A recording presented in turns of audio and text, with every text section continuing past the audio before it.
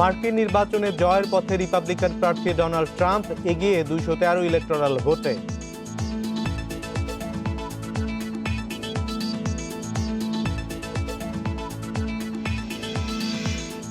নির্বাচন ঘিরে যুক্তরাষ্ট্রের 5 রাজ্যে বিক্ষোভ, সহিংসতা রোধে পুলিশের হস্তক্ষেপ।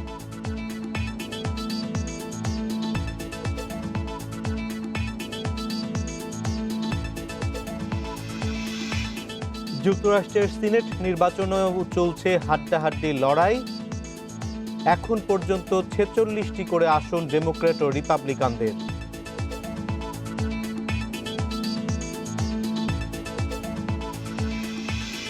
স্বাগত আন্তর্জাতিক খবর নিয়ে আমাদের প্রতিদিনের আয়োজন পূর্ব পশ্চিমের সঙ্গে আছি আমি অনিমেষ কর। শুরুতেই জানিয়ে দেব মার্কিন নির্বাচনের খবর।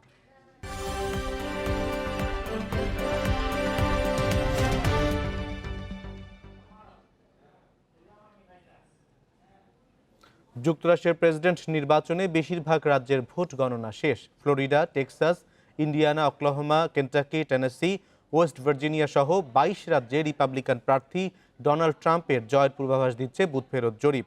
ট্রাম্প এগিয়ে 213 ইলেকটোরাল ভোটে। এরই মধ্যে হোয়াইট হাউসে বক্তব্য দিয়েছেন ট্রাম্প। এ সময় কোনো প্রমাণ ছাড়াই নির্বাচনে কারচুপির অভিযোগ তুলেছেন তিনি। চূড়ান্ত ফল ঘোষণার আগেই জয় নিশ্চিতের আশাবাদও ব্যক্ত করেন তিনি। এদিকে 238 ইলেকটোরাল ভোটে এগিয়ে আছেন বাইডেন।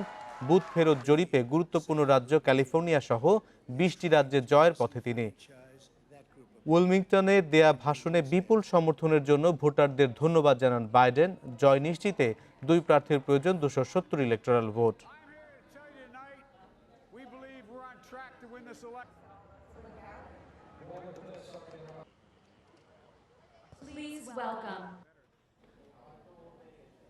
মার্কিন নির্বাচনের আরো খবর জানাতে ফ্লোরিডা থেকে আমাদের সঙ্গে যুক্ত হয়েছেন সহকর্মী জাহিদ হোসেন। জাহিদ, আমরা এরই মধ্যে অন্তত পাঁচটি রাজ্যে বিক্ষোভের কথা শুনতে পেয়েছি। পুলিশ কয়েকজনকে গ্রেপ্তার করেছে, টিয়ার গ্যাস মেরেছে। আপনার কাছে শেষ কি খবর রয়েছে? অনিমেষ, প্রায় একই রকম সূত্র থেকে আমিও খবরগুলি পাচ্ছি। ফলে এর বাইরে কিছু নতুন, অন্তত আমি যে এলাকায় আছি ফ্লোরিডার ডেড কাউন্টি, এখানে তেমন কিছু ঘটেনি এখনো পর্যন্ত। এখানে আসলে এর আগেও আমি বলছিলাম যে ডোনাল্ড ট্রাম্প যখন নিজেকে এই অবস্থায় জয়ী ঘোষণা করলেন, তখন আসলে এটার এক ধরনের প্রতিক্রিয়া প্রত্যাশা করা যাচ্ছিল।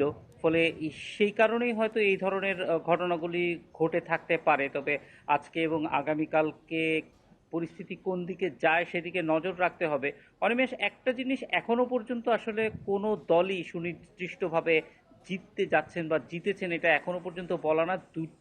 দুই দলের জন্যই এখনো পর্যন্ত হোয়াইট হাউসের দরজা সমানভাবেই উন্মুক্ত আছে, যদিও নাম্বারগুলিতে অনেকগুলিতেই দেখা যাচ্ছে যে ডোনাল্ড ট্রাম্প এগিয়ে আছে। পেনসিলভেনিয়ার কথাই ধরুন, পেনসিলভেনিয়াতে 6 লাখের বেশি ভোটে এগিয়ে আছে ডোনাল্ড ট্রাম্প। কিন্তু তারপরেও বিশ্লেষকরা কিন্তু বাইডেনকে পেনসিলভেনিয়াতে হেরে যেতে পারেন এটা নিশ্চিত করতে পারছেন না, কারণ বাইডেনের বড় অংশ ভোটই কিন্তু এই মেইলে এসেছে এবং যেই মেইল এখনো পর্যন্ত গণনা করা শুরু হয়নি। ফলে সেইখানে যে ভোটগুলি আছে সেটার একটা বড় অংশ বাইডেনের হওয়ার কারণে এখনো পর্যন্ত কিন্তু বিশ্লেষকরা তাকে পেনসিলভেনিয়া থেকে বলতে পারছেন না যে ট্রাম্প এর জায়গায় বাইডেন জিততে পারে না, যদিও অনেক এগিয়ে আছে এবং সেটি ট্রাম্পও বলছিলেন। একই সঙ্গে অন্য যেই সুইং স্টেটগুলি আছে, যদি মিশিগানের কথা ধরেন, একই অবস্থা। মিশিগানেও প্রচুর ডেমোক্রেট অধ্যুষিত যে এলাকা এবং মেইল এর যে ভোটগুলো সেগুলো এখনো পর্যন্ত গণনা হয়নি।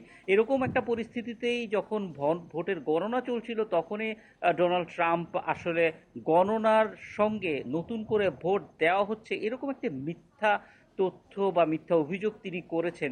এবং সেইটি যখন মার্কিন যুক্তরাষ্ট্রের প্রেসিডেন্ট নিজেই এই অভিযোগ করেন, তখন স্বাভাবিকভাবেই বোঝা যায় যে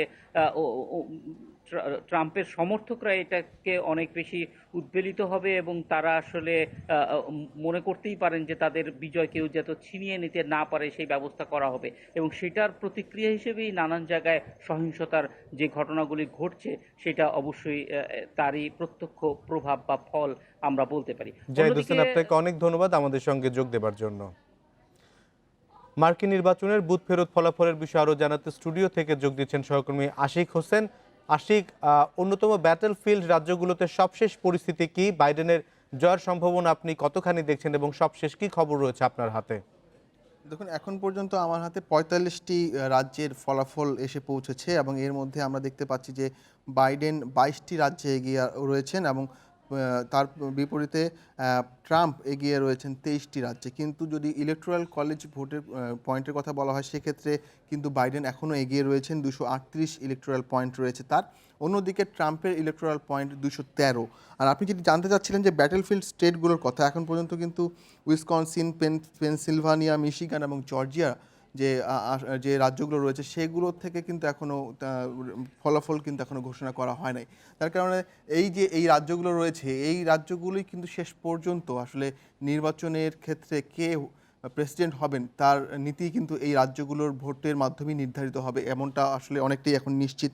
এবং এই রাজ্যগুলোতে কিন্তু এখনও পর্যন্ত ভোট গণনা চলছে এবং যেমনটি সহকর্মী জাহিদ হোসেন বলছিলেন যে এই রাজ্যগুলোতে কিন্তু উল্লেখযোগ্য সংখ্যক ভোট আমরা দেখেছি যে পোস্টাল ভোট বা আগাম ভোট পড়েছে। তো সেক্ষেত্রে সেই ভোটগুলো গণনা না হওয়া পর্যন্ত কিন্তু আসলে নিশ্চিতভাবে কিছু বলা যাবে না। এবং আপনি জানেন যে এবার কিন্তু যুক্তরাষ্ট্রের ইতিহাসে সবচেয়ে বেশি আগাম ভোট পড়েছে, প্রায় ১০ কোটি, অর্থাৎ ২৪ কোটি ভোটারের একটি দেশে ১০ কোটি ভোটই কিন্তু আসলে আগাম পড়েছে। সেক্ষেত্রে দেখা যায় ১/৩ বেশি ভোট কিন্তু দেখতে পাচ্ছি যে আমরা আগাম ভোট পড়েছে। সুতরাং এই আগাম ভোটগুলো যখন গণনা করা হবে তখন আসলে পুরো চিত্রটি আসলে বুঝতে সুবিধা হবে। কিন্তু এখন পর্যন্ত যে অবস্থা রয়েছে এই অবস্থায় কিন্তু কে আসলে শেষ পর্যন্ত শেষ হাসি হাসবেন সেটি কিন্তু আসলে নির্ধারণ করা অনেকটাই কঠিন। কারণ এখন পর্যন্ত এখনও কিন্তু যে কোনো মুহূর্তে পাশা উল্টে যেতে পারে এবং যে কেউ আসলে এই অবস্থান থেকে আসলে প্রেসিডেন্ট নির্বাচিত হতে পারেন। আমি এই প্রসঙ্গে একটু আপনাকে জানিয়ে রাখি যে এখন পর্যন্ত যে ভোটাররা ভোট দিয়েছেন তাদের তাদের মধ্যে কিন্তু দেখা যাচ্ছে ৫৭% আমরা দেখতে পাচ্ছি যে নারী ভোটাররা কিন্তু জো বাইডেনকে ভোট দিয়েছেন, এমনটাই বলেছেন। পাশাপাশি কৃষ্ণাঙ্গ ভোটারদের একটি বড় অংশের সমর্থন কিন্তু জো বাইডেন পেয়েছেন, সেটি প্রায় ৮৭%। এছাড়াও তরুণ ভোটাররা কিন্তু এবার তাদের সমর্থন জো বাইডেনকে দিয়েছেন এবং তাদের সংখ্যাটা হচ্ছে প্রায় ৬৪%। এবং একইভাবে এশিয়ান যারা রয়েছেন, এশিয়ান অভিবাসী যারা রয়েছেন তাদের কিন্তু একটি বড় অংশ আমরা দেখতে পাচ্ছি যে জো বাইডেনকে ভোট দিয়েছেন। আর এর বিপরীত চিত্রটা যদি দেখতে চাই তা সেক্ষেত্রে আমরা দেখব যে ট্রাম্পের সমর্থকদের মধ্যে কিন্তু সবচেয়ে বেশি সংখ্যায় রয়েছেন পুরুষরা। তারা ৫১% পুরুষ কিন্তু এবার ডোনাল্ড ট্রাম্পকে ভোট দিয়েছেন। পাশাপাশি শ্বেতাঙ্গরা, যেটি সব বরাবরই আসলে অনুমান করা হচ্ছিল যে শ্বেতাঙ্গদের একটি বড় অংশ প্রায় ৫৭% কিন্তু ডোনাল্ড ট্রাম্পকে ভোট দিয়েছেন। একইভাবে যেটি এর আগেও বলেছিলাম, কৃষ্ণাঙ্গদের সমর্থন কিন্তু ডোনাল্ড ট্রাম্প এবার পান নাই। কৃষ্ণাঙ্গদের মাত্র ১৩% ডোনাল্ড ট্রাম্পকে ভোট দিয়েছেন। একইভাবে আমরা এর বিপরীত চিত্রটা দেখব যে যারা বয়স্ক ভোটার রয়েছেন তাদের সমর্থনটা কিন্তু ডোনাল্ড ট্রাম্পের প্রতি বেশি আমরা দেখতে পেয়েছি। তো সব মিলিয়ে কিন্তু দেখা যাচ্ছে যে আসলে ভোটের যে সমীকরণ সেটি কিন্তু এখনও আসলে একটা জটিল প্রক্রিয়ার মধ্যে রয়েছে এবং এই অবস্থান থেকে যে কেউ কিন্তু পরবর্তীতে মার্কিন প্রেসিডেন্ট নির্বাচিত হতে পারেন। যদিও এরই মধ্যে ট্রাম্প ঘোষণা দিয়েছেন এবং তিনি তার যে ঘোষণা ছিল তার মর্মার্থটাই হচ্ছে এমন যে তিনি আসলে নিজেকে জয়ী মনে করছেন এবং নির্বাচনে কারচুপির একটি অভিযোগ তিনি এর আগেও তুলেছিলেন এবং এখনও তুলছেন। এবং একটি বিষয় জানিয়ে রাখি অনিমেষ, সেটি হচ্ছে যে যদি দুই প্রার্থীর মধ্যে ভোটের ব্যবধান খুব কম হয় সেক্ষেত্রে কিন্তু এই পুরো বিষয়টি ফয়সালা আসলে শেষ পর্যন্ত আইনিভাবেও হতে পারে। এর আগেও আমরা দেখেছি এরকম আইনি প্রক্রিয়ার মধ্যে যেতে। তো সেক্ষেত্রে কিন্তু যদি যেহেতু এখন যেই ব্যবধান রয়েছে দুইজনের মধ্যে ব্যবধান কিন্তু খুব বেশি নেই, সেক্ষেত্রে কিন্তু একটি ধারণাই করা যাচ্ছে যে শেষ পর্যন্ত এই বিষয়টি আদালত পর্যন্ত গড়ায় কিনা। আপনাকে অনেক ধন্যবাদ। একদিকে চলছে যুক্তরাষ্ট্রের ২০২০ প্রেসিডেন্সিয়াল নির্বাচনের ভোট গণনা, অন্যদিকে ওয়াশিংটনে হোয়াইট হাউসের সামনে জড়ো হয়েছে কয়েকশো বিক্ষোভকারী। রাত ১২টার দিক থেকে মানুষ জমায়েত শুরু করে সেখানে। ওয়াশিংটন ছাড়া North Carolina, Los Angeles, Oregon ও মিনেসোটায়ও নির্বাচনকে ঘিরে রাস্তায় নেমেছে সাধারণ মানুষ। মিনেসোটায় প্রায় ১৫ জনকে গ্রেপ্তার করেছে পুলিশ। পরিস্থিতি সামাল দিতে অনেক জায়গায় টিয়ার গ্যাস ছোড়া হয়। এদিকে কয়েক লাখ ভোট গণনা বাকি থাকলেও হোয়াইট হাউসের ভাষণে বিজয় দাবি করেন ডোনাল্ড ট্রাম্প। এ নিয়ে বিক্ষুব্ধ জনতার ঢল নামতে শুরু করেছে বিভিন্ন রাজ্যে।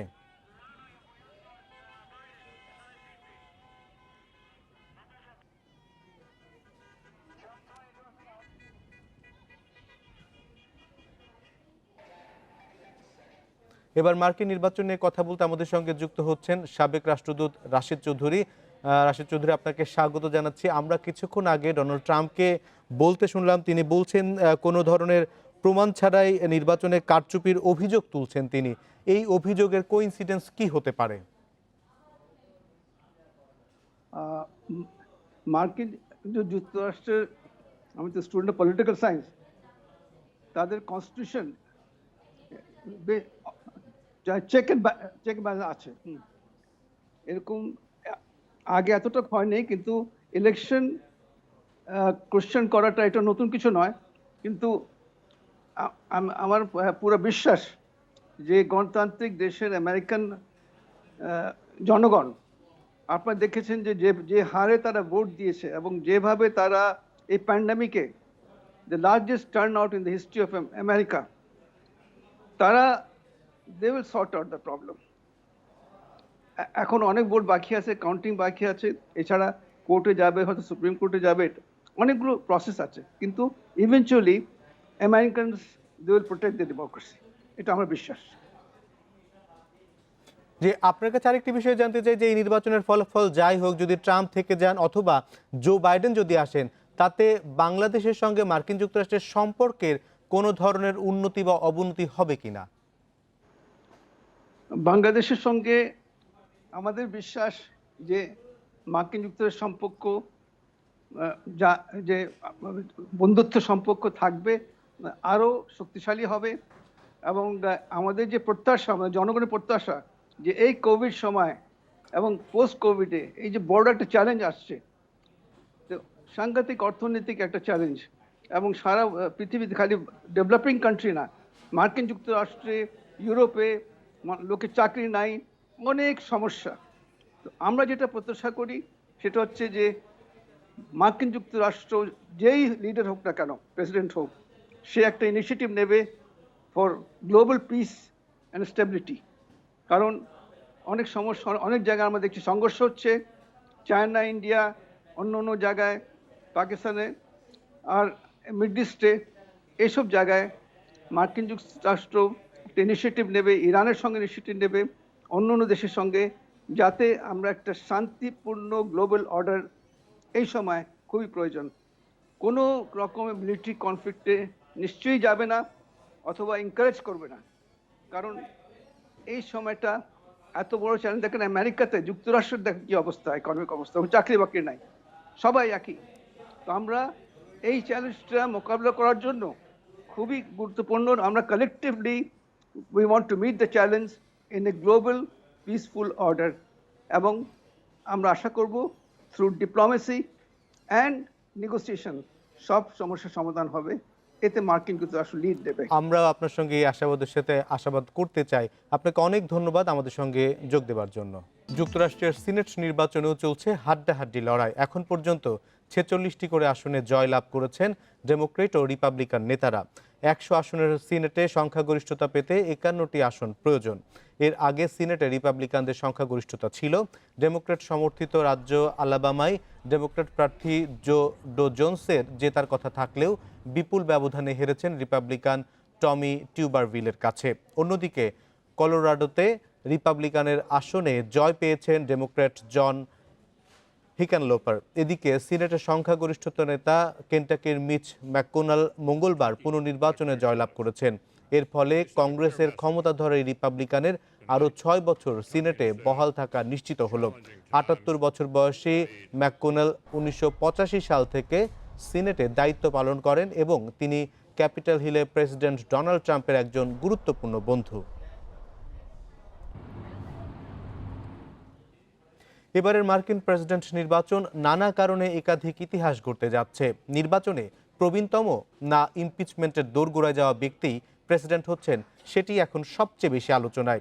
দুই প্রেসিডেন্ট প্রার্থী ছাড়াও ইতিহাস গড়ার অন্যতম কারণ হলো এবারই রেকর্ড সংখ্যক আগাম ভোট পড়েছে দেশটিতে। Republican senator and you work with them every day of your life. although you 2016 সালে মার্কিন প্রেসিডেন্ট নির্বাচনের বড় চমক ছিলেন ধনকুবের ডোনাল্ড ট্রাম্প। ব্যবসায়ী পরিচয় পেছনে ফেলে যুক্তরাষ্ট্র তথা গোটা বিশ্বের সামনে তিনি আবির্ভূত হন রিপাবলিকান প্রেসিডেন্ট প্রার্থী হিসেবে। অনেকেই ভেবেছিলেন মনোনয়ন পেলেও শেষটায় হয়তো হিলারির মতো প্রার্থীর বিপক্ষে ঠিক পেরে উঠবেন না ট্রাম্প। সব হিসাব পাল্টে দিয়ে যুক্তরাষ্ট্রের ৪৫তম প্রেসিডেন্ট হিসেবে শপথ নেন তিনি। preserve, protect and defend the Constitution of the United States. the Constitution of the United States. প্রথম ধাপ শেষ করে এবার লড়ছেন দ্বিতীয় মেয়াদের জন্য। মাঝে পার করেছেন অভিশংসনের ঝুঁকিও। And our country is thriving and highly respected again. এবারের নির্বাচনে ডেমোক্র্যাট প্রার্থী জো বাইডেনের শুরুটাও কঠিনই ছিল। এক কথায় ফেব্রুয়ারিতেও তিনি ছিলেন হোয়াইট হাউসের দৌড়ে একজন পরাজিত ব্যক্তি। বিভিন্ন পর্যায়ের প্রাইমারিতে প্রার্থী বাছাইয়ের প্রতিদ্বন্দ্বিতাতেও তাকে রীতিমতো বেগ পেতে হয়েছে। কিছুটা অনিশ্চয়তার মধ্য দিয়ে শুরু হলেও আগস্টে দলের চূড়ান্ত মনোনয়ন পান ৭৭ বছরের জো বাইডেন। প্রায় ৫০ বছরের রাজনৈতিক কেরিয়ারে প্রেসিডেন্ট পদের জন্য তার তৃতীয় প্রচেষ্টা পূর্ণ হলে তিনি হবেন যুক্তরাষ্ট্রের ইতিহাসের সবচেয়ে প্রবীণতম president. We literally are going to change the course of this country for generations to come. Nusrat Jerin, independent news. ১৯৮৪ সাল থেকে এখন পর্যন্ত মার্কিন নির্বাচন নিয়ে সবসময় নির্ভুল ভবিষ্যৎবাণী করেছেন ইতিহাসের অধ্যাপক অ্যালান লিচম্যান। এবারের নির্বাচনে হোয়াইট হাউসের পথে তিনি এগিয়ে রাখছেন ডেমোক্র্যাট প্রার্থী জো বাইডেনকে। ভবিষ্যৎবাণীর জন্য নিজের উদ্ভাবিত ১৩টি মেথড ব্যবহার করেন লিচম্যান। ২০১৬ সালে নির্বাচনী সব জরিপের ইঙ্গিত ছিল হিলারি ক্লিন্টনের পক্ষে, কিন্তু লিচম্যান ভবিষ্যৎবাণী করেছিলেন শেষ হাসি হাসবেন ট্রাম্প। চূড়ান্ত ফলেও দেখা যায় প্রেসিডেন্ট নির্বাচিত হয়েছেন ট্রাম্প। অবশ্য ২০০০ সালের নির্বাচনে লিচম্যান এগিয়ে রেখেছিলেন আল গোরকে। নির্বাচনে এগিয়ে থেকেও শেষ পর্যন্ত সুপ্রিম কোর্টের এক সিদ্ধান্তের কারণে হোয়াইট হাউসে যেতে পারেননি গোর। সেবার প্রেসিডেন্ট হয়েছিলেন জর্জ ডব্লিউ বুশ। প্রতি বছরের ধারাবাহিকতায় এবারও ভবিষ্যৎবাণী করেছেন লিচম্যান, আর এতে তিনি মনে করছেন জো বাইডেনই হচ্ছেন ৪৬তম মার্কিন প্রেসিডেন্ট।